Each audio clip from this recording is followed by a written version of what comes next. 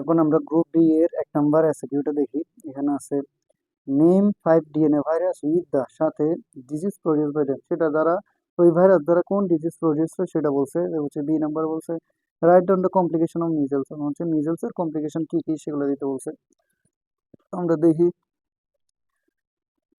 আমি সহজ সহজ 5টা দিছি, আপনারা চাইলে আরো সোজা যদি পান তাহলে দিতে পারেন। তাহলে এখানে দেখেন ভাইরাস হচ্ছে হারপিস সিমপ্লেক্স ভাইরাস। এখানে দিছে জেনিটাল হারপিস, যেটা হচ্ছে যৌনাঙ্গে ফুসকুড়ি অথবা ঘা। এরপর হচ্ছে সাইটোমেগালো ভাইরাস, এটা দ্বারা যে ডিজিজ হয় সেটা হচ্ছে স্যালাইভারি গ্ল্যান্ড ডিজিজ। এটা হচ্ছে লালা গ্রন্থিতে সমস্যা, তাছাড়া চোখ বা ফুসফুসেও হতে পারে। এবার হচ্ছে ভেরিসেলার জোস্টার ভাইরাস চিকেন পক্স, এটা হচ্ছে সারা শরীরে অথবা ত্বকে ফুসকুড়ি আর কি, ফুসকুড়ি। এটা হচ্ছে হেপাটাইটিস বি ভাইরাস, এটা ডিজ হচ্ছে হেপাটাইটিস বি। এই ভাইরাসের কারণে এই ডিজিজটা হয়, কারণ হচ্ছে এটা লিভার বা যকৃত আক্রান্ত হয় এটা। এরপর হচ্ছে small pox virus, small pox এটা হচ্ছে ত্বকে ফুসকুড়ি অথবা সারা শরীরে ছড়িয়ে পড়ে এটা, যদিও এখন বিলুপ্ত।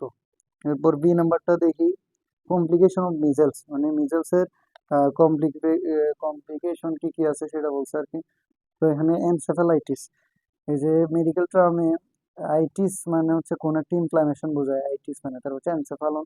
এনসেফালন মানে হচ্ছে এটা ব্রেইনের মেডিকেল টার্ম এনসেফালন। তো মস্তিষ্ক, তো হচ্ছে ইনফ্লামেশন মানে হচ্ছে প্রদাহ, তার মানে মস্তিষ্কের প্রদাহ এরকম কিছু বোঝাইছে। এরপর হচ্ছে প্রাইমারি মিজেলস নিউমোনিয়া, তার মানে হচ্ছে হাম এর কারণে সরাসরি লাংস অথবা ফুসফুসের সংক্রমণ, এটা প্রথম ধাপে, এই যে প্রাইমারি প্রথম ধাপে। এরপর হচ্ছে সেকেন্ডারি ব্যাকটেরিয়াল নিউমোনিয়া, তার মানে হচ্ছে হাম হওয়ার পর দ্বিতীয় ধাপে ব্যাকটেরিয়ার কারণে ফুসফুস অথবা লাংসে সংক্রমণ হয় আর কি। এরপর হচ্ছে secondary measles otitis media, otitis মানে হচ্ছে এই যে কান কান বুঝেছে আর কি, তার মানে হচ্ছে হামের পর কানের সংক্রমণ। এরপরে কি in pregnant women there is increase risk of stillbirth, তার মানে হচ্ছে প্রেগনেন্ট উমেনদের মানে এই, ঝুঁকি বৃদ্ধি পায় কিসের জন্য, যে মৃত সন্তান জন্ম দেওয়া বা স্টিল বার্থ মানে হচ্ছে মৃত সন্তান জন্ম দেওয়া, এটার কারণে প্রেগনেন্ট উমেনদের রিস্ক থাকে অনেক, মানে যে ঝুঁকি বৃদ্ধি পায় আর কি। এটা বলছে ফিটাল ডেথ, তার মানে হচ্ছে গর্ভের ভ্রূণের মৃত্যু হতে পারে।